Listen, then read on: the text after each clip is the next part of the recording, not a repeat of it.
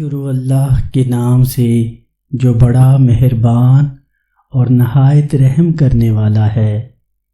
السلام علیکم رحمۃ اللہ وبرکاتہ۔ نبی کریم صلی اللہ علیہ وآلہ وسلم جب روزہ افطار کرتے تو آپ نبی کریم صلی اللہ علیہ وآلہ وسلم یہ دعا پڑھا کرتے تھے: ذهب الظمأ وابتلت العروق وثبت الأجر إن شاء اللہ۔ پیاس چلی گئی اور رگیں تر ہو گئی، اور اگر اللہ نے چاہا تو اجر ثابت ہو گیا۔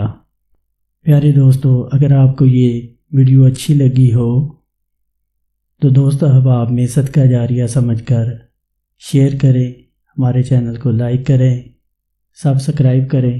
جزاکم اللہ خیرہ۔